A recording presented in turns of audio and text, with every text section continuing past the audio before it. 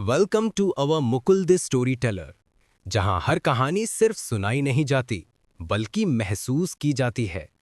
आज हम लेकर आए हैं दिव्य तपस्या अर्जुन देव की कहानी। एक ऐसी कथा जो आत्मा को छू जाएगी और दिल में एक अमिट छाप छोड़ जाएगी। ये कहानी पूरी तरह काल्पनिक है। इसका किसी भी व्यक्ति या सच्ची घटना से कोई संबंध नहीं है। अगर किसी पात्र या प्रसंग से आपको समानता लगे तो वो सिर्फ एक संयोग है। विशाल ऊर्जा अर्जुन देव की भुजा और चंद्र छाया कृपाण से होकर प्रवाहित हुई। स्नेक ड्रैगन के आकार की कृपाण क्यूई का रूप ले लिया और उसके शरीर से बाहर निकल गई।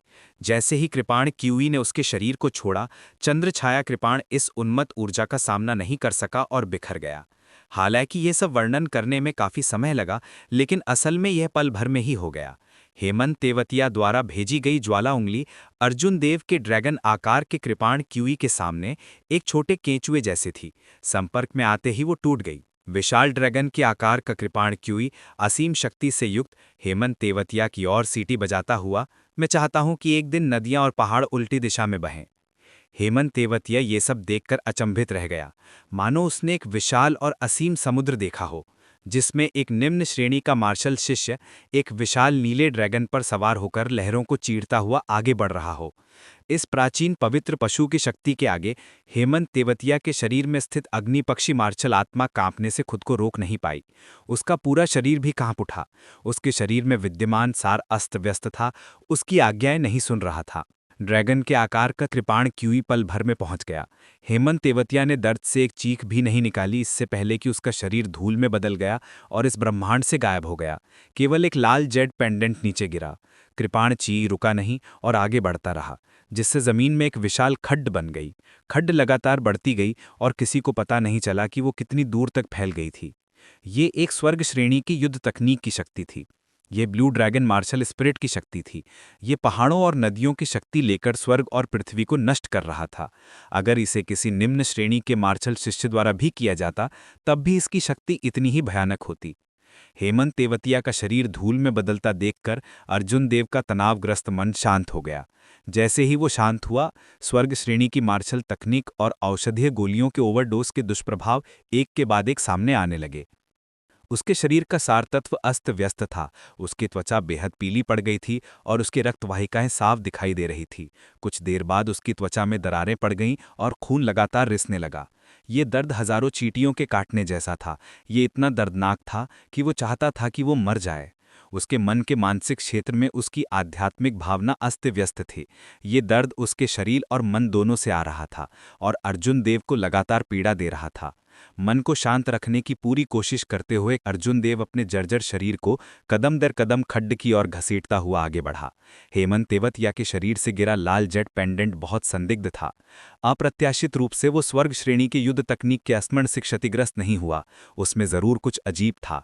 अर्जुन देव ने बड़ी मुश्किल से अपने शरीर को घसीटा और लाल जेट पेंडेंट को अपने हाथ में पकड़ा।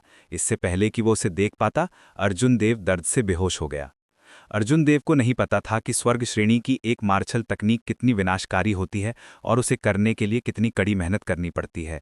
देवलोक महाद्वीप में ऐसे कई उदाहरण थे जहां लोग खुद को जरूरत से ज्यादा आंकते थे और उच्च मार्शल तकनीकों का इस्तेमाल करते थे, जिसके परिणाम स्वरूप उनके शरीर फट जाते थे और उनकी मृत्यु हो जाती थी।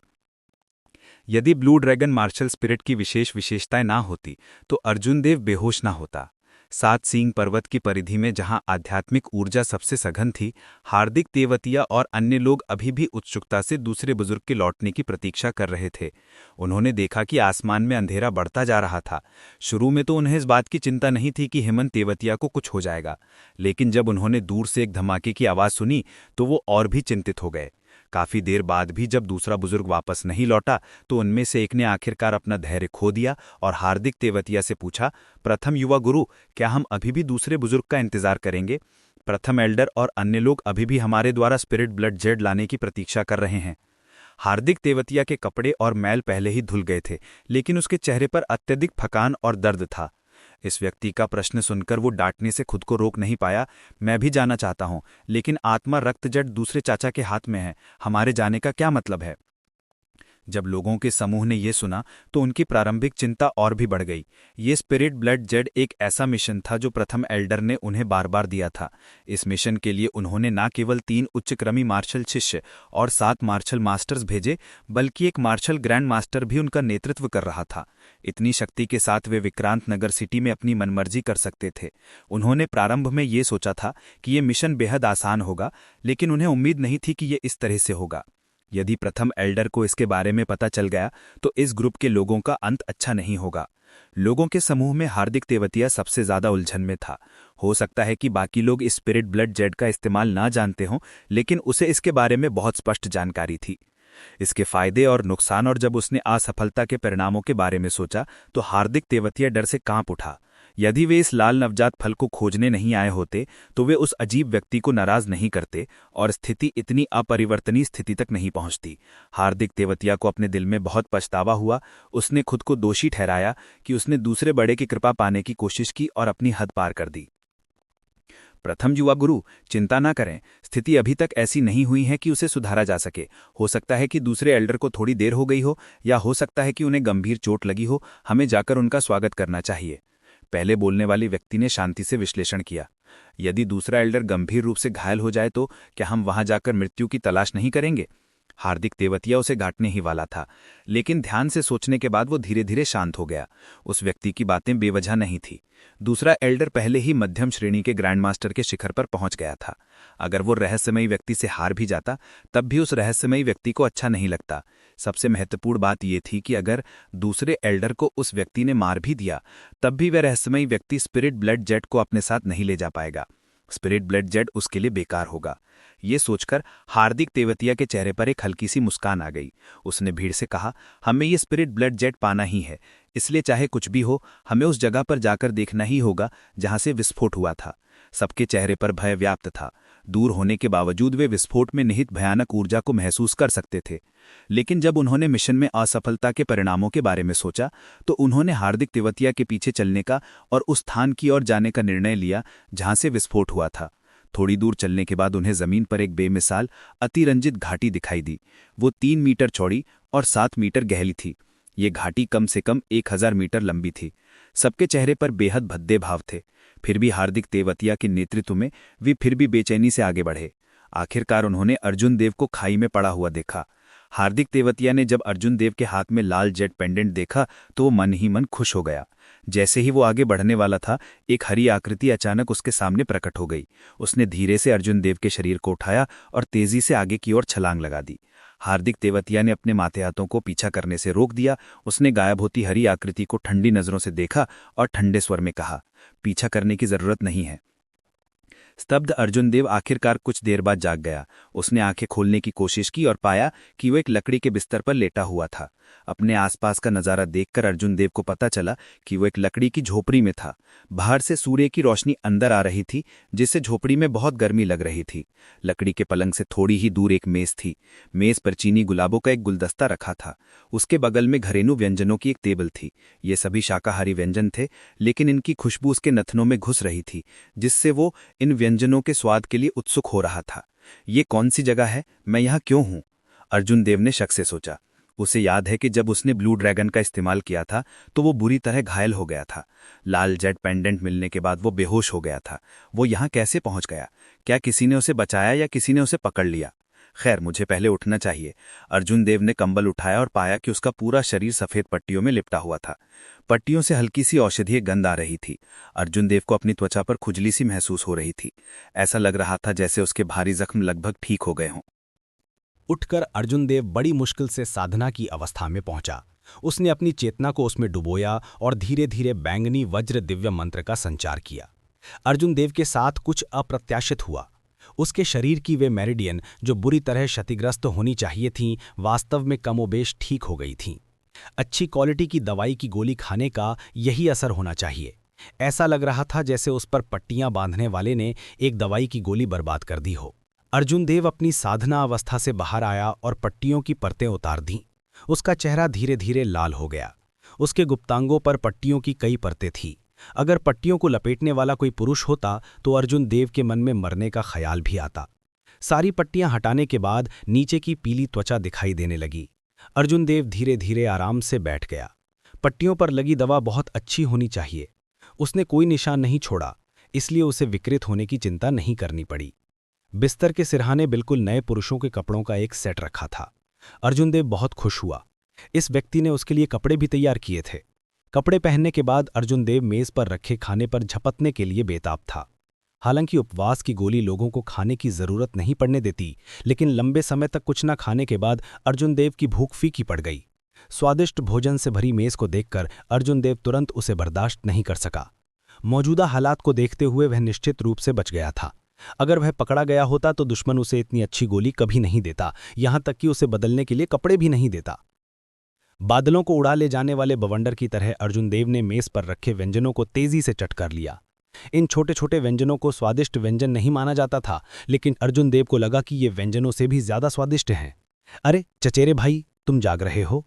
लकड़ी के घर का दरवाजा धीरे से खोला गया और एक हैरान आवाज सुनाई दी। अर्जुन देव, जिसका मुंह खाने से भरा हुआ था, बेढंगे तरीके से खाना खा रहा था। जब उसने यामिनी को अचानक दरवाजे के बाहर आते देखा तो वह चौंक गया और गलती से खाना उसके गले में अटक गया और लगातार खांसता रहा। चचेरी बहन यामिनी, तुम सही क्यों हो? अर्जुन देव, जो काफी देर बाद अपनी सांसें थाम पाया था, दबी हुई आवाज में पूछा। अर्जुन देव को देखकर यामिनी खिलखिला उठी। उसका सुंदर चेहरा फूल की तरह खिल उठा और वह धीरे से हंसी। चचेरे भाई, पहले धीरे धीरे खाओ। अगर ये काफी नहीं हुआ तो मैं तुम्हारे लिए और बना दूंगी। ये शब्द सुनकर अर्जुन देव को आखिरकार समझ आ गया। तो ये चचेरी बहन यामिनी ही थी जिसने उसे बचाया था। उसने लापरवाही से अपना मुंह पोंछा और अपनी चॉपस्टिक फिर नहीं हिलाई। यामिनी ने उसे इतना स्वादिष्ट खाते हुए देखा तो अर्जुन देव ने खाना जारी रखने की हिम्मत कैसे की? अचानक उसे अपने गुप्तांगों पर बंधी पट्टियों का ख्याल आया।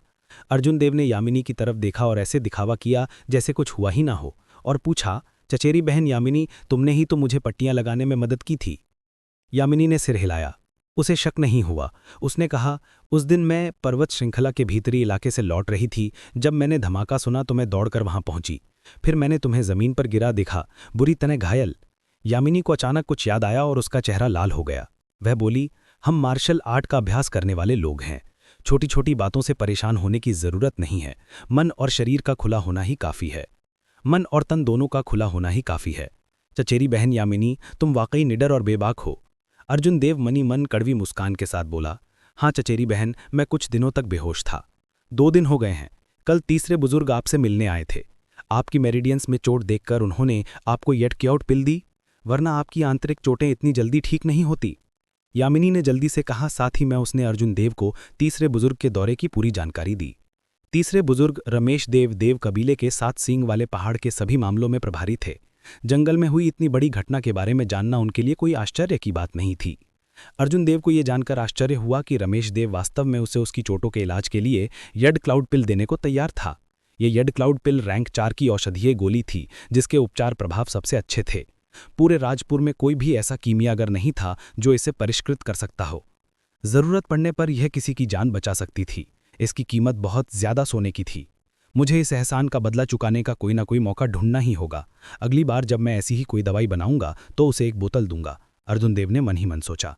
यामिनी ने अपनी छाती से एक लाल जेड पेंडेंट निकाला और संदेह से पूछा, अर्जुन देव, आपको ये स्पिरिट ब्लड जेड कहाँ से मिला? स्पिरिट ब्लड जेड, तो यही नाम था इस लाल जेड पेंडेंट का। अपने मन में एक फैसला करने के बाद अर्जुन देव ने यामिनी को उस दिन जो हुआ उसका आधा सच बता दिया। स्वर्ग श्रेणी की युद्ध तकनीक ड्रैगन वशीकरण स्लैश को छिपाने के अलावा कोई और विसंगति नहीं थी। उसने बस इतना कहा कि उसने हिम्मत तेवटिया के साथ मिलकर नाश होने के लिए बहुत प्रयास किया था और ये लाल जेड पेंडेंट उसे उसी से मिला था। जब यामिनी ने सुना कि ये जेड पेंडेंट हेमंत तेवटिया से प्राप्त किया गया था तो उसकी अभिव्यक्ति थोड़ी बदल गई। कल मैंने सोचा कि ये जेड पेंडेंट अर्जुन देव का है, इसलिए मैंने तीसरे एल्डर को नहीं बताया। अब जब मैंने इसे देखा है तो ये मामला बहुत महत्वपूर्ण है। मुझे तीसरे एल्डर को जल्दी से बताना होगा। ये तो बस एक जेड पेंडेंट है, ये इतना महत्वपूर्ण क्यों है? अर्जुन देव के मन में संदेह गहरा गया। उसे अचानक याद आया कि जब उसने आध्यात्मिक इंद्रियों की मदद से चुपचाप से बातें सुनी थीं तो उसने हेमंत तेवटिया को किसी योजना के बारे में कुछ कहते हुए सुना था। उसने पूछा, इस आत्मारक्त जेड का क्या उपयोग है? यामिनी ने कुछ भी नहीं छिपाया। उसने अर्जुन देव को स्पिरिट ब्लड जेड की उत्पत्ति और उपयोग के बारे में बताया। आत्मा रक्त जेड की बात करें तो शुरुआत जानवरों को वश में करने से होती थी। एक शक्तिशाली आत्मा पशु होने से युद्ध में बहुत लाभ होता था, इसलिए महाद्वीप के साधक आत्मा पशुओं को वश में करने का प्रयास कभी नहीं छोड़ते थे। प्रारंभिक साधक आत्मा पशुओं को उसी तरह वश में करते थे जैसे वे सामान्य पशुओं को करते थे। वे युवा आत्मा पशुओं को पकड़कर उनका पालन पोषण करते थे जब वे बहुत छोटे थे। उन्हें भोजन और प्रशिक्षण देकर उन्होंने वश में करने के लक्ष्य को प्राप्त करने के लिए स्वामी दास संबंध स्थापित किया। हालांकि आत्मा पशु सामान्य पशुओं से अलग थे, उनकी आध्यात्मिक बुद्धि बहुत तेज थी। इस तरह की विधि से रैंक 4 के आत्मा पशु को सफलतापूर्वक वश में नहीं किया जा सकता था। रैंक 4 और उससे ऊपर के स्पिरिट बीस्ट की वफादारी की कोई गारंटी नहीं थी। युद्ध में स्पिरिट बीस्ट का अपने मालिकों को खा जाना आम बात थी। इसके अलावा इस वशीकरण विधि में बहुत लंबा समय लगता था। कम से कम इसमें कुछ साल लगते थे, ज्यादा से ज्यादा इसमें कई साल लग जाते थे। इसके अलावा एक आत्मा पशु केवल एक ही व्यक्ति की सेवा कर सकता था, उसे स्थानांतरित करने का कोई तरीका नहीं था। ये स्थिति तभी पूरी तरह बदली जब एक प्रतिभाशाली व्यक्ति प्रकट हुआ। वह महेंद्र आनंद थे, जिन्होंने क्रॉस बीस्ट संप्रदाय की स्थापना की थी। जब महेंद्र आनंद महाद्वीप की यात्रा कर रहे थे तो उन्हें एक रहस्यमयी जेड मिला। पॉलिश करने के बाद इसका उपयोग जेड में स्पिरिट बीस्ट को रखने के लिए किया जा सकता था, जिससे जेड धारण करने वाले व्यक्ति को स्पिरिट बीस्ट के साथ रक्त संबंध स्थापित करने का अवसर मिल सके। जैसे जैसे वे इस पर रिसर्च करते गए, उन्हें जेड के भीतर और भी रहस्य पता चले। उसने कई तरह की गुप्त तकनीकें ईजाद की जिनसे जेड एक ही समय में दर्जनों आत्मा पशुओं को नियंत्रित कर सकता था। इसके अलावा इन आत्मा पशुओं को रैंक्स से अलग नहीं किया जाता था। कल्पना कीजिए कि एक व्यक्ति दर्जनों उच्च रैंक के आत्मा पशुओं को नियंत्रित कर सकता है। उसकी युद्ध क्षमता कितनी भयानक होगी।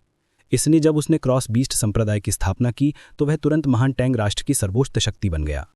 उस समय केवल आम जनता ही आत्मा रक्त जेड का रहस्य जानती थी। हालांकि देवलोक महाद्वीप में केवल महान टैंग राष्ट्र ही आत्मा रक्त जेड उत्पादित करता था। इसके अलावा आत्मा रक्त जेड पर मुख्य रूप से क्रॉस बीस्ट संप्रदाय का नियंत्रण था। बहुत कम ऐसे थे जो अन्य स्थानों पर फैले हुए थे। अर्जुन देव के हाथ में जो आत्मा रक्त जेड का टुकड़ा था, उसे महामनसास नाटक में अत्यंत दुर्लभ कहा जा सकता था। उसका मूल्य मूनस्टोन से भी कहीं अधिक था। चचेरी बहन, इसका मतलब है कि तेवटिया कबीला इस ब्लड सोल जेट का इस्तेमाल रैंक 4 और उससे ऊपर के स्पिरिट बीस्ट को वश में करने की तैयारी कर रहा है। अर्जुन देव ने मामले की असल बात समझकर पूछा। हालांकि ये कोई बड़ी बात नहीं थी। यामिनी समझ गई कि अर्जुन देव के मन में संदेह था। उसने कहा, यह मामला उतना आसान नहीं है जितना तुम सोच रहे हो। तीनों कुलों के बीच हुए समझौते के अनुसार देवकुल के अलावा 7 सींग पर्वत की अन्य शक्तियां और व्यक्ति छोटे छोटे समूहों में आत्मा जड़ी बूटियों और आत्मा जानवरों का शिकार कर सकते हैं। हालांकि समझौते में यह भी कहा गया था कि रैंक 4 और उससे ऊपर के स्पिरिट बीस्ट्स को, चाहे वे जीवित हो या मृत, 7 हॉर्न माउंटेन से बाहर नहीं लाया जा सकता। ये हमारे देव कबीले की मूल बात है और 7 हॉर्न माउंटेन के लिए आय का सबसे बड़ा स्रोत भी है। अब जबकि तिबेतिया कबीले ने समझौता तोड़ दिया है, उनके इरादे बिल्कुल साफ हैं। समझौते को तोड़ने का मतलब था कि तिबेतिया कबीले को अब इस 7 सींग वाले पहाड़ में देव कबीले की कोई परवाह नहीं थी और वे जो चाहे कर सकते थे। ये एक बहुत ही गंभीर मामला था। यदि इसे अच्छी तरह से नहीं संभाला गया और इसकी खबर बाहर आ गई तो 7 हॉर्न माउंटेन में देव कबीले के अधिकार को बड़ी चुनौती मिलेगी। लेकिन तिबेतिया कबीले ने ऐसा करने की हिम्मत क्यों की? उनकी ताकत देव कबीले से कहीं कम थी, और तो और वे हमेशा से ही कम चर्चा में रहे थे। उनका साथ कौन दे रहा था?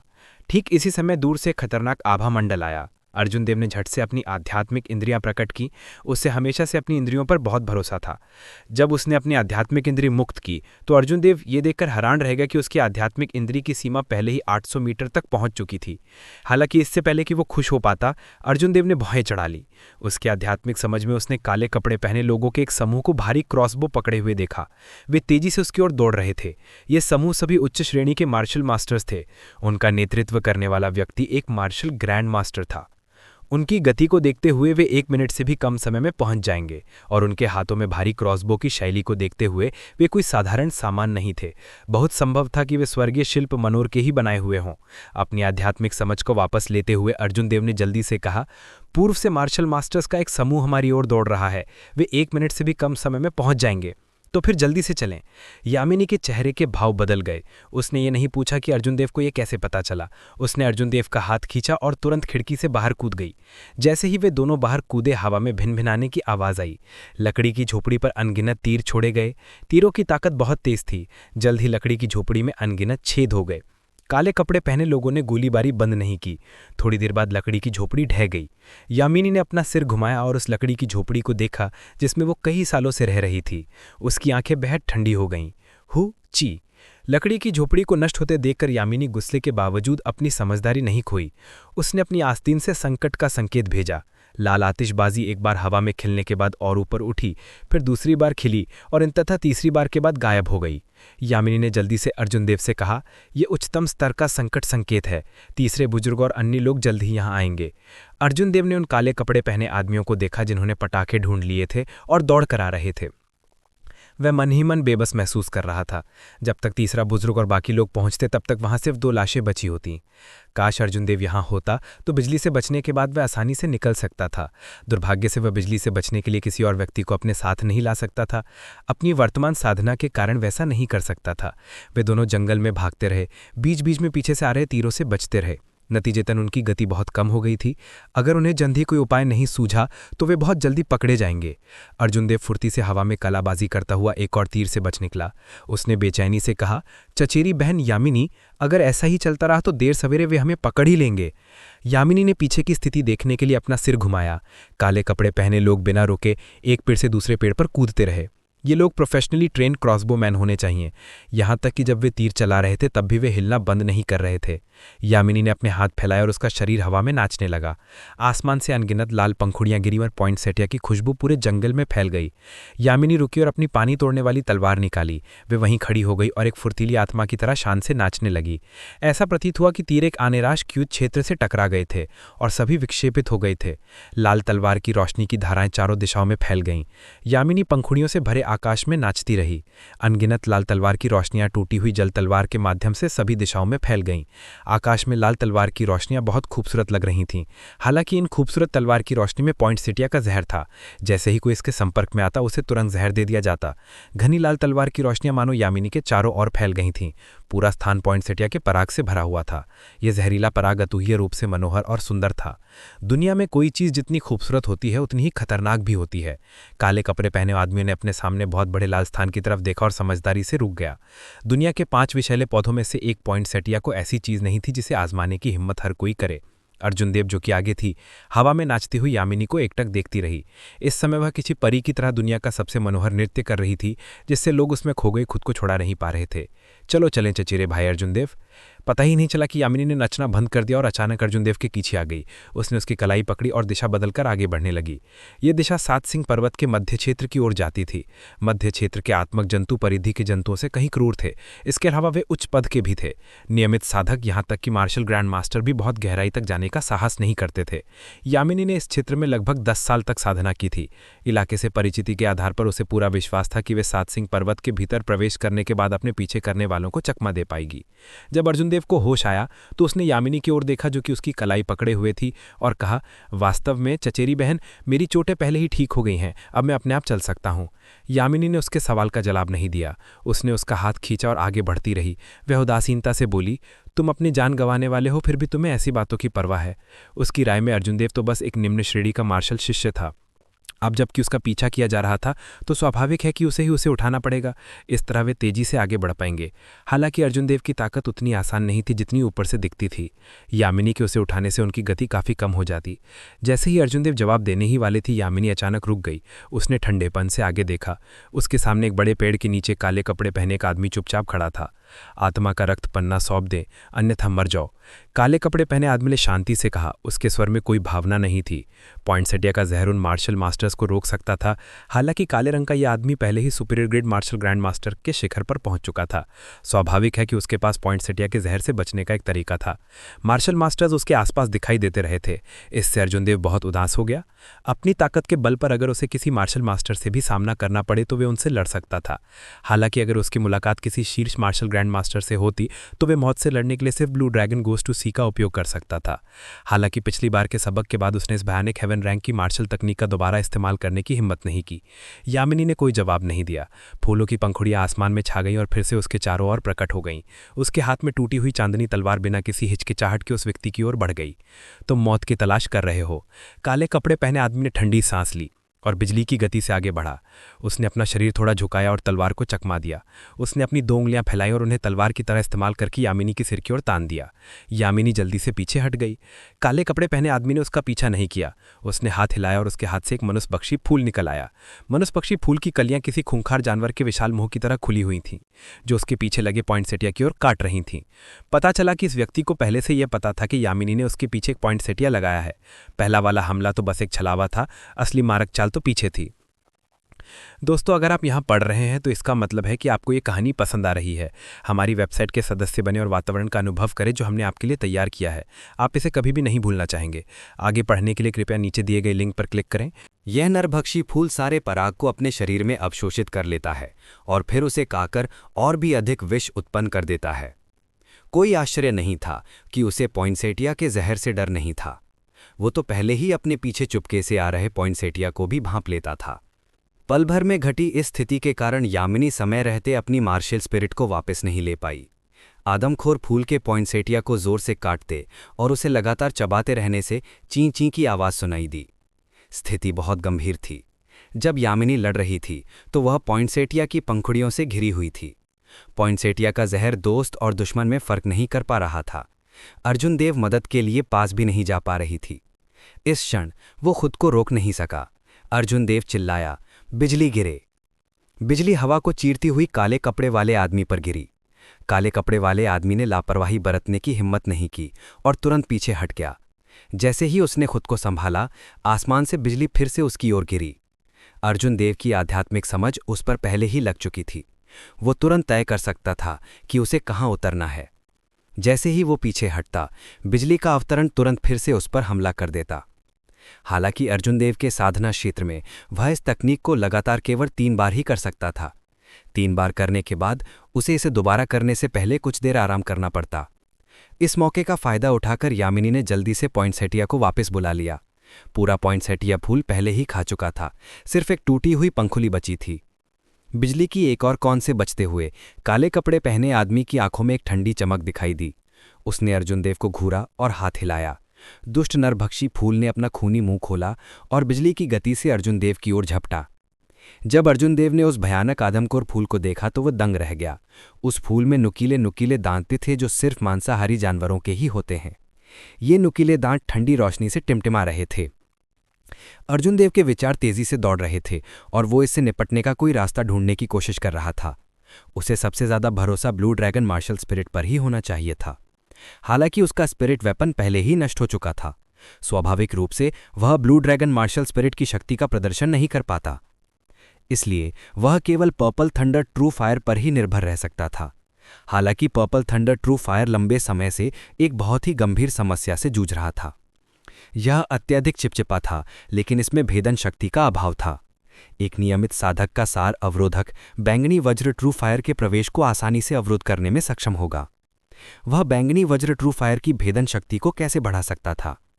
हालांकि मौजूदा हालात में सोचने का वक्त नहीं था। आदमखोर फूल बहुत तेजी से उसकी ओर बढ़ रहे थे। अगर आदमखोर फूल बिना किसी आत्मिक हथियार के उसके करीब पहुंच जाते तो उसे निगल जाने में देर नहीं लगती। पुच्ची। अर्जुन देव की उंगली के सिरे पर एक बैंगनी लौ इकट्ठा हुई। अपनी आध्यात्मिक इंद्रियों को उस पर केंद्रित करते हुए अर्जुन देव को अचानक एक विचार आया। रसायन विज्ञान की तकनीकों का उपयोग करते हुए उसकी आध्यात्मिक इंद्रियों ने तेजी से बैंगनी वज्र की ट्रू फायर को प्रसारित किया। हर बार रक्त संचार के साथ अर्जुन देव का सार काफी घट जाता था, लेकिन पर्पल ट्रू फायर में निहित ऊर्जा काफी बढ़ गई थी। सूं की आवाज के साथ ज्वाला तेजी से मनुष्य भक्षी फूल की ओर उड़ी और क्षण भर में अपने चरम पर पहुंच गई। ठड़ाम। जब ज्वाला आदमखोर फूल के संपर्क में आई तो एक जोरदार विस्फोट हुआ। विशाल आदमखोर फूल प्रकाश के अनगिनत कणों में बदल गया और काले कपड़े वाले आदमी के शरीर में वापस लौट आया। दरअसल एक विस्फोट हुआ। यह उसकी कल्पना से बिल्कुल अलग था। उसने शुरू में सोचा था कि शक्तिशाली पर्पल ट्रू फायर आदमखोर फूल को भेदकर उसे नष्ट कर देगा और फिर सीधे काले कपड़े वाले आदमी पर हमला करेगा। ऐसा लग रहा था कि उसे भविष्य में इस बारे में और सोचना पड़ेगा, लेकिन उसके सामने का खतरा अस्थायी रूप से टल गया। अर्जुन देव ने यूनिवर्स रिंग से स्पिरिट ब्लड एज निकाल लिया। स्पिरिट ब्लड एज मेरे हाथ में है। अगर तुम्हें यह चाहिए तो तुम्हें पहले मुझे पकड़ना होगा। अर्जुन देव काले कपड़े वाले आदमी पर चिल्लाया। इस समय यामिनी पहले ही घायल हो चुकी थी और अब लड़ नहीं सकती थी। वह केवल काले कपड़े वाले आदमी को फुसलाकर भगा सकती थी। अगर वह काले कपड़े वाले आदमी को फुसलाकर भगा ले जाता तो उसके लिए बिजली से बचकर भागना आसान था। इस तरह चचेरी बहन यूलान के पास भागने का मौका होता। अर्जुन देव को भागते हुए देखकर काले कपड़े पहने वाले आदमी ने गहरी सांस ली और अपने शरीर में मार्शल स्पिरिट को जमा किया। उसने धमीन से धक्का दिया और उसका शरीर जमीन से उठकर अर्जुन देव का पीछा करने लगा। उसका एकमात्र लक्ष्य स्पिरिट ब्लडी एज प्राप्त करना था, उसके अलावा कुछ भी महत्वपूर्ण नहीं था। चूंकि स्पिरिट ब्लडी एज अर्जुन देव के हाथों में था, इसलिए उसे यामिनी की परवाह करने की कोई जरूरत नहीं थी। यामिनी का रंग अतुलनीय रूप से पीला था। अर्जुन देव को जाते हुए देखकर उसके चेहरे पर एक उलझी हुई अभिव्यक्ति उभरी। उसके हाथ में चांद तोड़ने वाली तलवार लगातार कांप रही थी, मानो वह मन ही मन एक युद्ध लड़ रही हो। क्या उसे पीछा करना चाहिए या नहीं? स्वाभाविक रूप से वह जानती थी कि अर्जुन देव ने उसे भागने का मौका देने के लिए उस आदमी को बहलाया था। काले कपड़े पहने आदमी की साधना के साथ अगर वे दोनों साथ मिलकर भी काम करते तो वे उसका मुकाबला नहीं कर पाते। बेहतर होता कि उनमें से एक उसे बहला ले और दूसरे को पीछे छोड़ दे। अगर वह अभी पीछा करती तो चचेरे अर्जुन देव की मेहनत बेकार हो जाती। हालांकि उसे यकीन नहीं था कि अर्जुन देव, जो अभी अभी अपनी गंभीर चोटों से उभरा था, उस काले कपड़े वाले आदमी के पीछे से बच पाएगा। वह कैसे सहज महसूस करती? उसी समय 7 सिंह वाले पहाड़ पर स्थित देव कबीले के एक शिविर में देव कबीले के तीसरे बुजुर्ग ने आसमान की ओर देखा। अचानक 3 लाल पटाखे खिल उठे। उनकी भौहें जोर से भड़कीं। आदेश जारी करो, मार्शल मास्टर से ऊपर के सभी देव कबीले के शिष्यों को इकट्ठा होना है। साथ ही किसी ऐसे व्यक्ति को ढूंढो जो पहाड़ से नीचे जाकर प्रथम एल्डर को सूचित करे। उसे बताओ कि प्रथम मिस खतरे में है। उससे कहो कि वह एल्डर लियू को बाहर बुलाए। जल्दी करो। उनके अधीनस्थ लोगों ने तीसरे बुजुर्ग के चेहरे पर इतनी गंभीर अभिव्यक्ति पहले कभी नहीं देखी थी। वे स्थिति की गंभीरता को समझते थे और तुरंत कार्यवाही की। एक क्षण में 7 हॉर्न माउंटेन में अंतर्धाराएं बढ़ गईं और मौसम बदल गया। काले कपड़े वाले आदमी को अपना पीछा करते देखकर अर्जुन देव बहुत उदास हो गया। 1 हफ्ते के अंदर एक मार्शल ग्रैंड मास्टर ने 2 बार उसका पीछा किया था। यह बहुत दुखद था। हालांकि इस बार उसने ज्यादा सार खर्च नहीं किया। अगर वो अपने पीछा करने वालों से पीछा छुड़ाना चाहता तो यह आसान था। उसे बस लगातार बिजली से बचने का प्रयोग करना था। लेकिन अब वह ऐसा नहीं कर सकता था। अगर वो एक मल में गायब हो जाता तो उसे डर था कि काले कपड़े वाला आदमी वापस आकर यामिनी से झगड़ने लगेगा। यह उसके लिए ठीक नहीं होगा। इसलिए वह बस दौड़कर रुक सकता था और काले कपड़े वाले आदमी को लगातार 7 हॉर्न माउंटेन के भीतरी इलाकों में ले जा सकता था। जैसे ही अर्जुन देव फिर से बिजली से बचने का उपाय करने वाला था, उसके पीछे से लड़ाई की आवाजें आईं। उसके दिल में एक बुरा एहसास हुआ। उसने अपनी आध्यात्मिक इंद्रियों को जगाया और तुरंत देखा कि चचेरी बहन यामिनी काले कपड़े वाले आदमी से लड़ रही है। इतनी मेहनत और योजना के बाद भी उसे उम्मीद नहीं थी कि चचेरी बहन यामिनी अब भी उसका पीछा करेगी। अर्जुन देव मन ही मन कड़वी मुस्कान के साथ बोला, इस बार इससे बचने का कोई रास्ता नहीं है। जब बात ऐसी है तो मुझे लड़ना ही होगा। अर्जुन देव की आंखों में एक दृढ़ निश्चय दिखाई दिया। वह तेजी से मुड़ा और दौड़कर आगे बढ़ा। क्या मार्शल ग्रैंड मास्टर वाकई अपराजय होता है? मैं आशा करता हूं कि चचेरी बहन यामिनी को कुछ नहीं होगा। यह सोचते हुए जब अर्जुन देव वहां पहुंचा तो चचेरी बहन यामिनी के मुंह के किनारे खून के निशान थे। तलवार थामे और अपनी जगह पर खड़ी रहने के कारण उसका रंग पीला पड़ गया था। काले कपड़े पहने आदमी के चेहरे पर बेचैनी के भाव थे। एक बार फिर यामिनी को पीछे धकेलने के बाद वह मुड़कर वहां से चला जाना चाहता था। उसका दिल स्पिरिट ब्लड जेड से बंधा हुआ था और वह यामिनी से लड़ने के मूड में नहीं था। यामिनी ने अपने मुंह के कोने से खून पोंछा। उसने टूटी हुई चांदनी तलवार थाम ली और काले कपड़े वाले आदमी को दृढ़ निगाहों से देखा। उसने काले कपड़े वाले आदमी पर तलवार की लाल रोशनी फेंकने की पूरी कोशिश की। काले कपड़े पहने आदमी ने हाथ हिलाया और विशाल आदमखोर फूल फिर प्रकट हो गया। उसने अपना मुंह खोला और लाल तलवार की रोशनी निगल ली। इस व्यक्ति की मार्शल स्पिरिट यामिनी की दुश्मन थी। तुम मौत चाहते हो, मुझे दोष मत दो। काले कपड़े पहने आदमी ने ठंडी सांस ली और तेजी से आगे बढ़ा। वह पहले ही यामिनी पर अपना धैर्य खो चुका था और उसे मार डालना चाहता था। धमाका! बिजली का एक तेज झटका चमका और अर्जुन देव की आकृति अचानक यामिनी के सामने प्रकट हो गई। काले कपड़े पहने वह आदमी अर्जुन देव के अचानक प्रकट होने से चौंक गया और कुछ कदम पीछे हट गया।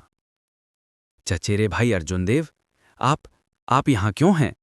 यामिनी के पीले चेहरे पर संदेह की एक झलक दिखाई दी। यह स्पष्ट था कि अर्जुन देव जो बिजली के साथ प्रकट हुआ था, उसकी समझ से परे था। अर्जुन देव कड़ाहट से मुस्कुराया और यामिनी के सवाल का जवाब नहीं दिया।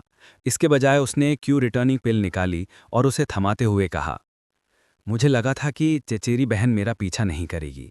हालांकि यह क्यू रिटर्निंग पिल चोटों का इलाज नहीं कर सकती, लेकिन यह आपके सार को जल्दी से ठीक कर सकती है। इससे कुछ मदद मिलनी चाहिए। यामिनी ने अर्जुन देव से क्यू रिटर्निंग पिल मिली। उसके चेहरे पर उलझन और भी साफ दिखाई दे रही थी। चचेरी बहन अर्जुन देव के पास इतनी अजीब मार्शल तकनीक कैसे हो सकती है? और यह औषधीय गोली कहाँ से आई? अर्जुन देव मोटे तौर पर अंदाजा लगा सकता था कि यामिनी क्या सोच रही होगी। हालांकि यह समझाने का समय नहीं था। उसने कहा, इसके बाद अगर मैं जिंदा रहा तो मैं तुम्हें समझा दूंगा। अभी के लिए मुझे तुम्हारी पानी तोड़ने वाली तलवार दे दो। बिना किसी हिचकिचाहट के यामिनी ने तलवार अर्जुन देव को सौंप दी। हालांकि वह जानती थी कि अर्जुन देव उससे कुछ छिपा रहा है, फिर भी वह उस पर बहुत भरोसा करती थी। वह उसके लिए चारा बनने और भागने का मौका छोड़ने को तैयार था। अगर उसे उससे कोई राज छिपाना भी था, तब भी उसके पास कोई और चारा नहीं था। भाई अर्जुन देव, आप सावधान रहना, यामिनी ने चिंतित होकर कहा जब उसने अर्जुन देव को काले कपड़े वाले आदमी पर अपनी तलवार तानते हुए देखा। अर्जुन देव ने धीरे से अपना हाथ हिलाया और सिर नहीं घुमाया। उसने लापरवाही से पानी तोड़ने वाली तलवार को कुछ बार हिलाया और स्पिरिट वेपन से ऊर्जा की एक शुद्ध रेखा निकली। बहुत जल्दी ही इसने उसके शरीर में मौजूद ब्लू ड्रैगन मार्शल स्पिरिट के साथ एक अजीब सा संबंध स्थापित कर लिया। ब्रेकिंग वाटर स्वॉर्ड एक निम्न श्रेणी के गहन श्रेणी के स्पिरिट वेपन के योग्य था। अर्जुन देव स्पष्ट रूप से महसूस कर सकता था कि ब्लू ड्रैगन मार्शल स्पिरिट से आने वाली ऊर्जा लूनर शैडो सेबर से कहीं ज्यादा मजबूत थी। अर्जुन देव को स्पिरिट वेपन लहराते देख काले कपड़े पहने आदमी को लगा कि अर्जुन देव के शरीर से एक अलग आभा निकल रही है। इस आभा में शक्ति की परतें थीं, जिससे उसे एक हल्का सा दबाव महसूस हुआ। क्या यह व्यक्ति सचमुच एक निम्न श्रेणी का मार्शल शिष्य है? काले कपड़े पहने आदमी की आंखों में संदेह की एक झलक उभरी, लेकिन वह पल भर में गायब हो गई। उसकी आंखों की चमक एक बार फिर तेज हो गई और उसने ठंडे स्वर में कहा, मैं अभी भी यही कहूंगा, छोटे दोस्त, आत्मा रक्त जेड मुझे सौंप दो और मैं यहां से तुरंत चला जाऊंगा। तुम्हारा और तुम्हारे पीछे वाली लड़की का भविष्य उज्जवल है। यहां मरने की कोई जरूरत नहीं है। अर्जुन देव जो पानी तोड़ने वाली तलवार पकड़े हुए था, उसके चेहरे पर शांति थी। उसने मुस्कुराते हुए कहा, ऐसा मत सोचो, मैं तुम्हें यह आत्मा रक्त जेड नहीं दूंगा। चलो इस बारे में बात नहीं करते कि तुम अपना वादा निभाओगे या नहीं। यह स्पिरिट ब्लड जेड ऐसी चीज है जिसे पाने के लिए मैंने अपनी जान जोखिम में डाली थी। इसके अलावा मैंने एक स्पिरिट वेपन भी खो दिया है। मैं यह स्पिरिट ब्लड जेट तुम्हें यूं ही कैसे सौंप सकता हूं? काले कपड़े पहने आदमी का चेहरा कपड़े से ढका हुआ था, इसलिए वह उसके हाव भाव नहीं देख सकता। उसने गंभीर आवाज में कहा, अगर तुम इसे सौंपने को तैयार हो तो मैं तुरंत तुम्हें एक गहन श्रेणी का आत्मशस्त्र दे सकता हूं। यह तुम्हारे हाथ में मौजूद शस्त्र से कमतर नहीं है। क्या यह स्पिरिट ब्लड जेड वाकई इतना उपयोगी था? क्या उसके बदले में उसे गहन रैंक का स्पिरिट वेपन इस्तेमाल करना चाहिए था? क्या ऐसा हो सकता है कि जिसे वे सील करना चाहते थे वह रैंक 5 का स्पिरिट बीस्ट ना हो? उसके दिल में कुछ संदेह थे, लेकिन अर्जुन देव के हावभाव नहीं बदले। उसने उदासीनता से मुस्कुराते हुए कहा, जरा सोचो, ऐसी स्थिति में जहां तुम्हें पूरा फायदा है, फिर भी तुम मुझे इतनी उदार शर्तें देने को क्यों तैयार हो? तुम हमारे साथ लड़कर बहुत ज्यादा सार खपाने हैं डरते हो। यदि तुम्हें देव कबीला के रक्षकों के द्वारा खोज लिया गया तो तुम्हारे लिए बचना बहुत मुश्किल होगा, है ना? जब काले कपड़े पहने आदमी ने अर्जुन देव का इरादे सुने तो उसकी आंखों में चमक आ गई। उसने सख्ती से कहा, चूंकि तुम सिर्फ इसलिए टोस्ट लेने से इनकार कर रहे हो कि तुम्हें जुर्माना भरना पड़ेगा, तो मुझे दोष मत दो। सो की आवाज के साथ काले कपड़े पहने आदमी ने किसी अज्ञात जगह से 2 मीटर लंबी तलवार निकाली। यह तलवार शायद गहन श्रेणीकृत आत्मशस्त्र था, जिसे वह अर्जुन देव को मुआवजे के तौर पर देने को तैयार था। अर्जुन देव ने इतनी लंबी तलवार पहले कभी नहीं देखी थी। एक पल के लिए वह कुछ हैरान रह गया। तलवार की रोशनी चमकी और काला कपड़ा पहने आदमी अर्जुन देव के पास पहले ही आ गया। तलवार जो अलौकिक और फुर्तीली होनी चाहिए थी, काले कपड़े पहने आदमी ने बेमिसाल अत्याचारी अंदाज में इस्तेमाल की। वह तलवार मानो तलवार से वार कर रही हो, काटती जा रही हो, काटती जा रही हो, काटती जा रही हो। 2 मीटर लंबी तलवार के साथ उसकी शक्ति अथाह थी। अर्जुन देव हथियारों में माहिर नहीं था, तलवारबाजी तो दूर की बात है। वह केवल ब्लू ड्रैगन मार्शल स्पिरिट की प्रबल शक्ति और तलवार की विद्युत चमक के आधार पर उस काले कपड़े वाले आदमी से मुश्किल से मुकाबला कर पा रहा था। देखते ही देखते वह खतरों से घिर गया। टक्कर! दोनों फिर भिड़ गए। तलवार से एक जोरदार झटका लगा, जिससे अर्जुन देव का शरीर कुछ मीटर पीछे हट गया। उसके शरीर में मौजूद सार तत्व में उतार चढ़ाव हो रहा था। तलवार की आंतरिक शक्ति उसके शरीर में तबाही मचा रही थी। उसे शायद गंभीर आंतरिक चोटें लगी थीं। काले कपड़े पहने आदमी की हालत भी ठीक नहीं थी।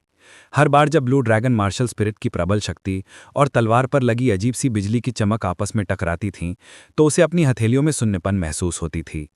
यदि उनकी साधना के क्षेत्रों में अंतर ना होता तो उसके हाथ की तलवार बहुत पहले छीन ली गई होती। अपने शरीर के घावों को दबाने की पूरी कोशिश करते हुए अर्जुन देव ने अपनी उंगली हिलाई और बैंगनी लौ उसकी उंगली के सिरे पर कुछ चक्कर लगाती हुई काले कपड़े पहने आदमी पर सौ की आवाज के साथ चली गई। काले कपड़े पहने आदमी ने अपनी तलवार की रोशनी लहराई। जब तलवार लौ से टकराई तो एक जोरदार धमाका हुआ। विस्फोट के बाद बैंगनी लौ वास्तव में बुझी नहीं, वह तलवार की मूठ तक पहुंच गई और ऊपर से नीचे की ओर जलने लगी। जल्द ही वह तलवार की मूठ तक पहुंच गई। काले कपड़े पहने आदमी की आंखों में आश्चर्य की एक झलक उभरी। फिर बैंगनी लौ तलवार की मूठ तक पहुंचने से पहले ही उसने तलवार जमीन में घोंस दी। अब समय आ गया है। दिव्य वज्रपात। अर्जुन देव ने झट से चांदनी तलवार अपने बाएं हाथ में ले ली और बैंगनी वज्रपात दिव्य मंत्र तेजी से उसके शरीर में प्रवाहित हुआ और उसके दाहिने हाथ से शुद्ध बिजली जैसी ऊर्जा प्रवाहित हुई। इसने हवा में एक चमकती विद्युत प्रकाश उत्पन्न किया और काले कपड़े पहने आदमी पर वार किया। हालांकि यह दिव्य वज्रपात केवल एक निम्न श्रेणी की पीली श्रेणी की युद्ध तकनीक थी, लेकिन इसकी गति एक सामान्य गहन श्रेणी की युद्ध तकनीक से कहीं ज्यादा तेज थी। जब काले कपड़े पहने आदमी ने अपनी तलवार नीचे की तो उसे बचने का अवसर नहीं मिलना चाहिए था। पुच्छची। काले कपड़े पहने आदमी के शरीर पर तेज बिजली की रोशनी पड़ी। पल भर में काले कपड़े पहने आदमी का शरीर चमक उठा। चड़कती बिजली की रोशनी लगातार टिमटिमा रही थी, मानो वह बिजली से बना कोई आदमी हो। अर्जुन देव हैरान था। वह नहीं जानता था कि इस काले कपड़े पहने आदमी ने कौन सी मार्शल तकनीक इस्तेमाल की थी, लेकिन उसने अपने सार को एक मूवमेंट में बदल दिया था, जिससे पूरा शरीर ढका हुआ था और दिव्य वज्रपात की शक्ति अवरुद्ध हो गई थी। मारो। काले कपड़े पहने आदमी ने जोर से चिल्लाया। उसने अभी भी जलती हुई तलवार उठाई और उसका शरीर विस्फोटक रूप से बाहर निकल आया।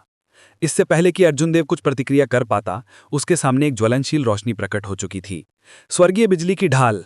बैंगनी वज्र की सच्ची अग्नि से आच्छादित तलवार ने स्वर्गीय बिजली की ढाल पर जोरदार प्रहार किया। ये प्रचंड शक्ति स्वर्गीय बिजली की ढाल को भेद कर काफी कमजोर हो गई।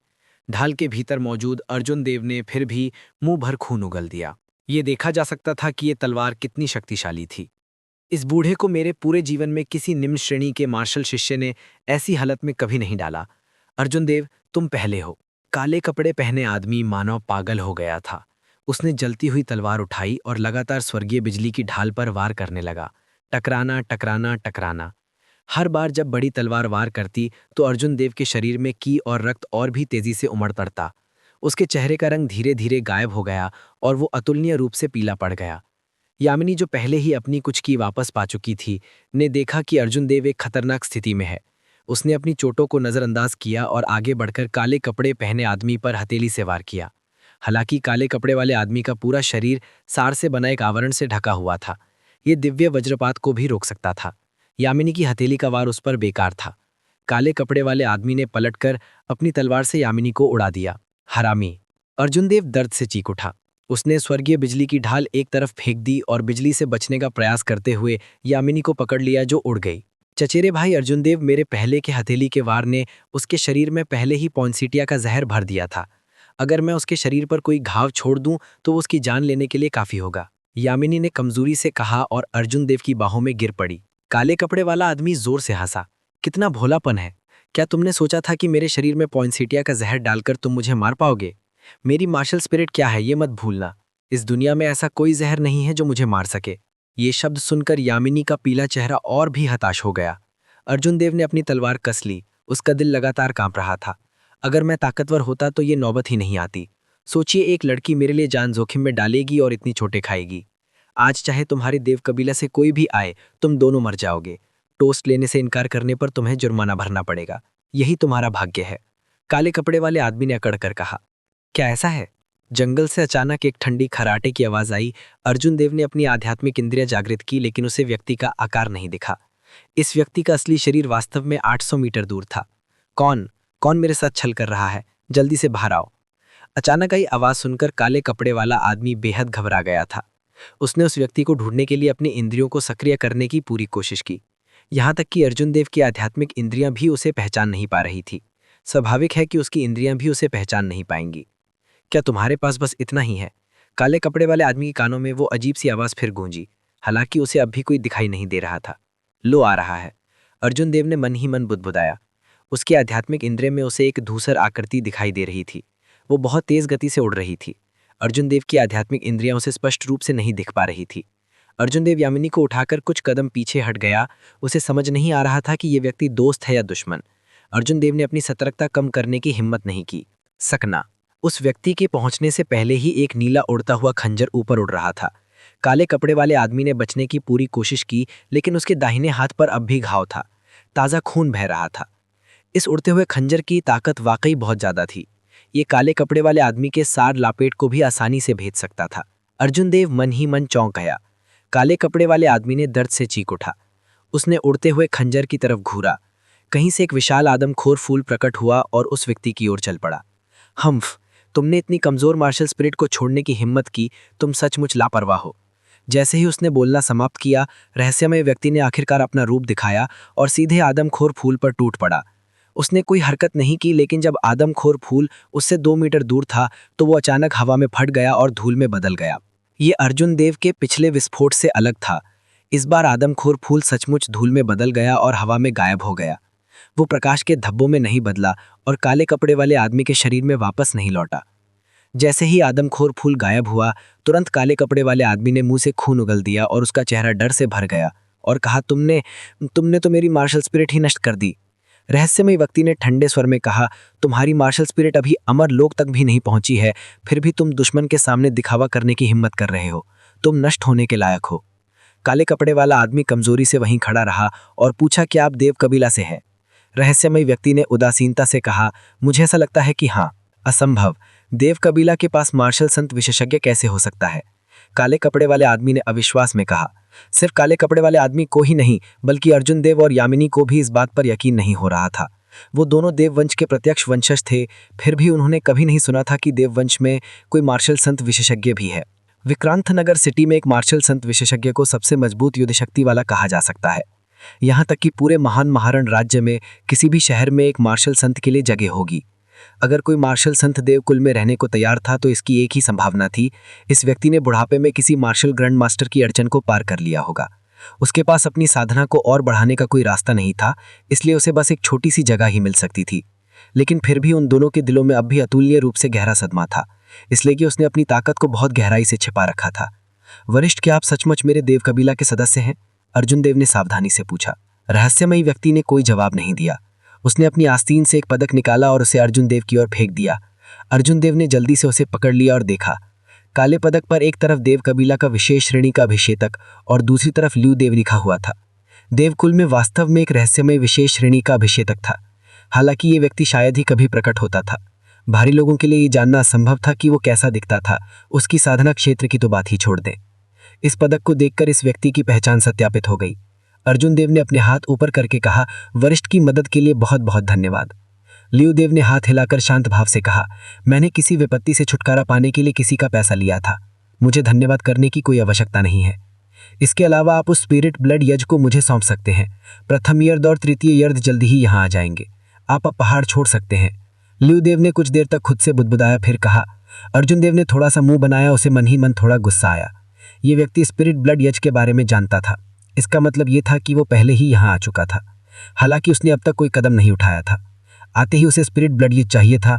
अर्जुन देव का मूड ठीक नहीं था, और ये बात तो और भी थी कि इस व्यक्ति की पहचान अभी तक सत्यापित नहीं हुई थी। अगर हुई भी थी तो वो देव कबीला का मात्र एक अभिषेक था। इस तरह के अभिषेक पर देव कबीला का कोई प्रतिबंध नहीं था। उन्हें बहुत स्वतंत्रता थी और वो कभी भी देवकुल को छोड़ सकते थे। अर्जुन देव ऐसे व्यक्ति को आत्मा रक्तियज कैसे सौंप सकता था? सबसे महत्वपूर्ण बात यह थी कि ये आत्मा रक्तियज कुछ ऐसी चीज थी जिसे अर्जुन देव ने अपनी जान जोखिम में डालकर बड़ी मेहनत से हासिल किया था। उसके लिए पहले ही उसका था और देव कबीला से इसका कोई लेना देना नहीं था। वो इसे यूं ही किसी को नहीं सौंपेगा। मुझे खेद है कि मैं वास्तव में स्पिरिट ब्लड जेट को आपको सौंपने का कोई कारण नहीं ढूंढ पा रहा हूं, अर्जुन देव ने शांति से कहा, क्योंकि उसने लियू देव को देखा था। लियू देव के चेहरे के भाव बदल गए। जाहिर था कि उसे उम्मीद नहीं थी कि अर्जुन देव उसका अनुरोध ठुकरा देगा। उसने अर्जुन देव को घूरा और अचानक एक मार्शल संत की आभा फूट पड़ी। वह अर्जुन देव पर दबाव डाल रही थी, अपनी आभा से अर्जुन देव को कुचल देना चाहती थी। अगर यह कोई सामान्य निम्न श्रेणी का मार्शल शिष्य होता तो वह निश्चित रूप से एक मार्शल संत की आभा का सामना नहीं कर पाता। उसके हृदय की गहराइयों से आने वाला दबाव उसे अनजाने में ही इस व्यक्ति के अनुरोध पर सहमत होने पर मजबूर कर देता। दुर्भाग्य से अर्जुन देव कोई सामान्य मार्शल शिष्य नहीं था। उसके शरीर में मौजूद ब्लू ड्रैगन मार्शल स्पिरिट एक पवित्र जानवर था जो प्राचीन काल से अस्तित्व में था। उसकी शक्ति और आभा किसी मार्शल देवता से कम नहीं थी। हालांकि अर्जुन देव इस आभा को सक्रिय रूप से नियंत्रित नहीं कर सकता था, लेकिन जब इसे दबाया जाता तो ब्लू ड्रैगन मार्शल स्पिरिट स्वचालित रूप से पलटवार कर सकता था। इसके अलावा यह जितना शक्तिशाली होता उतना ही शक्तिशाली होता। इस प्रकार अर्जुन देव ने बिना किसी डर के एक मार्शल संत की उमड़ती आभा का सामना किया। जब दोनों आभाएं हवा में टकराईं तो अर्जुन देव का पलड़ा भारी लग रहा था। अरे! काले कपड़े पहने आदमी ने आश्चर्य से अर्जुन देव को देखा। उसे उम्मीद नहीं थी कि एक साधारण निम्न श्रेणी का मार्शल शिष्य उसकी आभा का सामना कर पाएगा। उसके मन में कुछ गुस्सा सा आया। जैसे ही वह अपनी ताकत बढ़ाकर अर्जुन देव को पूरी तरह से वश में करना चाहता था, उसके पीछे जंगल के तैरे कदमों की आहट सुनाई दी। काले कपड़े पहने आदमी को एक पल के लिए एहसास हुआ और उसने अपनी आभा रोक ली। अर्जुन देव को तुरंत सुकून का एहसास हुआ। उसने जंगल के पीछे देखा कि पहले बुजुर्ग और तीसरे बुजुर्ग थे जो देव कबीले के मार्शल मास्टर्स के एक बड़े ग्रुप का नेतृत्व कर रहे थे। जब रोहन देव ने अतुलनीय रूप से पीली यामिनी को देखा तो वह तुरंत उड़कर आया और सार की कुछ बूंदें भेजी। यामिनी के शरीर पर लगे घावों की जांच करने के बाद उसने राहत की सांस ली। बड़े लियू, इस बार आपको बहुत धन्यवाद, रोहन देव ने सम्मानपूर्वक कहा। लियू देव ने उदासीनता से सिर हिलाया और कोई जवाब नहीं दिया। उसने अर्जुन देव को अस्पष्ट नजरों से देखा। उसकी आंखों में किसी चीज के साथ खिलवाड़ सा हो रहा था जिससे अर्जुन देव के दिल में डर का एहसास हुआ। बेहतर होगा कि तुम मुझे उकसाओ नहीं, वरना चाहे तुम एक मार्शल संत हो, मैं तुम्हारा अंत अच्छा नहीं होने दूंगा, अर्जुन देव ने मन ही मन सोचा। देव कबीले की सेना के आ जाने के बाद अर्जुन देव और यामिनी की कोई ज़रूरत नहीं रही। माना जा सकता था कि वे दोनों पूरी तरह से बच गए थे। हालांकि जब उसने पहले और तीसरे बढ़े के भाव देखे तो अर्जुन देव समझ गया कि असली खतरा तो अभी शुरू ही हुआ था। काले कपड़े पहने लोगों का समूह पहले ही पूरी तरह से खत्म हो चुका था। हालांकि उन सभी ने अपनी जीभ काटकर आत्महत्या कर ली थी। कुछ जांच पड़ताल के बाद यह पुष्टि की गई कि यह समूह तेवतिया कबीले के मृत्यु शपथ वाले लोग थे। इतनी प्रबल शक्ति के साथ स्वाभाविक रूप से वे सात सींग पर्वत में खेलने के लिए प्रवेश नहीं करते थे। हर किसी को स्थिति की गंभीरता का एहसास हो सकता था। रात का आकाश तारों से भरा हुआ था और पूर्णिमा का चांद आसमान में ऊंचा लटक रहा था। सात सिंह पर्वत पर स्थित देव कबीले के एक शिविर में अर्जुन देव शिविर के बैरक्स में निरंतर साधना कर रहा था। साधना का अर्थ था दृढ़ता और परिश्रम। अर्जुन देव समय बर्बाद नहीं करना चाहता था। प्रथम बुजुर्ग के आने के कुछ ही देर बाद वह सभी को वापस छावनी में ले आया। उन दोनों के लिए व्यवस्था करने के बाद वह इस मामले से संबंधित मामलों पर शियाओ वंश के उच्च अधिकारियों के साथ चर्चा करने चला गया। अर्जुन देव को इन मुलाकातों में ज्यादा दिलचस्पी नहीं थी। उसे लियू देव से थोड़ा डर भी लग रहा था। उसे लग रहा था कि यह व्यक्ति दयालु नहीं है। अपने कमरे में वापस आकर उसने साधना शुरू कर दी। हल्के कदमों की आहट सुनाई दी। अर्जुन देव ने आंखें खोली और साधना बंद कर दी। अपनी आध्यात्मिक बुद्धि से उसने तुरंत उस व्यक्ति की पहचान ली। वह मन ही मन मुस्कुराया और दरवाज़ा खोलने के लिए उठ खड़ा हुआ। चचेरी बहन यामिनी, तुम यहाँ हो। अर्जुन देव धीरे से मुस्कुराया। उसे पहले ही अंदाजा था कि यामिनी उसे ढूंढने आएगी, इसलिए उसे कोई हैरानी नहीं हुई। इस समय यामिनी ने अपने कपड़े बदल लिए थे। दिन में आराम करने के बाद उसकी त्वचा काफ़ी बेहतर हो गई थी। जब उसने अर्जुन देव को अचानक दरवाज़ा खोलते देखा तो वह एक पल के लिए चौंक गई। फिर उसने मुस्कुराते हुए कहा, भाई अर्जुन देव, मेरे साथ टहलने चलोगे? विशाल छावनी के भीतर देव कबीले के रक्षक हर जगह गश्त करते देखे जा सकते थे। यहाँ के सभी रक्षक मार्शल मास्टर्स थे। उन्हें देव कबीले का अभिजात कहा जा सकता था। वे दोनों एक सुनसान इलाके में चले गए। ठंडी चांदनी यामिनी के चमकते चेहरे पर पड़ रही थी, जिससे उसके चेहरे पर एक हल्की सी उदासी छा गई। अर्जुन देव चुपचाप उसके साथ चल रहा था, बिना कुछ बोले। हम कल पहाड़ों को सील करने जा रहे हैं। चचेरे भाई अर्जुन देव, तुम्हारी क्या योजना है? एक पल की खामोशी के बाद यामिनी ने एक चौंकाने वाली खबर सुनाई। पहाड़ों को सील करना? जब से देव कबीले ने सात सिंगी पर्वत पर कब्जा किया है, ऐसा पहले कभी नहीं हुआ था। अर्जुन देव को अभी भी समझ नहीं आया। क्या यह सिर्फ रैंक 4 और उससे ऊपर के स्पिरिट बीस्ट को सील करना नहीं था? क्या वाकई इतना बड़ा बवाल मचाने की जरूरत थी? अर्जुन देव के संदिग्ध भाव को देखकर यामिनी ने समझाया कि इस मामले का 10 साल के वादे से कुछ लेना देना है। जहां तक संबंध का सवाल है, मुझे ज्यादा यकीन नहीं है। हर 10 साल के वादे के बाद तेवतिया कबीला हमेशा हार मान लेता था। इस बार 10 साल के वादे से पहले पहाड़ों में घुसकर इस तरह का हंगामा मचाना शक पैदा करने वाला था। चचेरे भाई, दरअसल मुझे दिन में ही जाने का मौका मिल गया था। अर्जुन देव ने कुछ देर सोचने के बाद धीरे से कहा, कुछ बातें थी जो समझाना जरूरी था। यामिनी ने धीरे से मुस्कुराते हुए कहा, मुझे पता है, मैंने घटना के बाद इसका अनुमान लगा लिया था। आपको मुझे ये समझाने की कोई ज़रूरत नहीं है। जैसा कि आपने मुझसे पहले कहा था, हर किसी के अपने राज होते हैं। मुझे नहीं लगता कि दूसरों के राज जानना कोई बुद्धिमानी की बात है। यामिनी कुछ देर रुकी और अर्जुन देव को दृढ़ निगाह से देखा।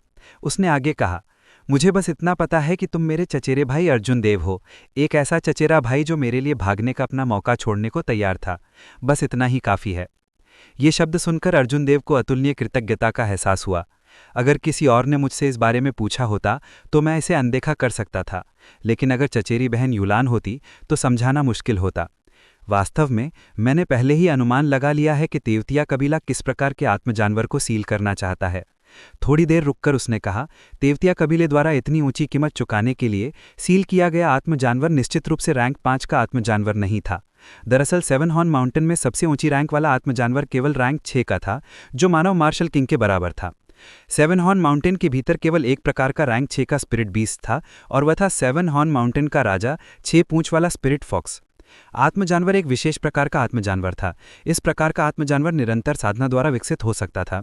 उदाहरण के लिए 2 पूंछ वाला स्पिरिट फॉक्स, जिसका सामना अर्जुन देव ने बाहरी परिधि में किया था, स्पिरिट फॉक्स के विकसित होने के बाद बना था। हालांकि स्पिरिट फॉक्स के विकास के लिए परिस्थितियां काफ़ी कठोर थीं। विशाल 7 हॉर्न माउंटेन में केवल 100 ही ऐसे स्पिरिट बीस्ट थे जो 5वीं श्रेणी तक विकसित हुए थे। जहां तक 6 पूंछ वाले स्पिरिट फॉक्स की बात है, जो सफलतापूर्वक 6वीं श्रेणी तक विकसित हुई थी, वह पूरे 7 हॉर्न माउंटेन में केवल एक थी। यह 6 पूंछ वाली स्पिरिट फॉक्स तेवतिया कबीले का निशाना थी।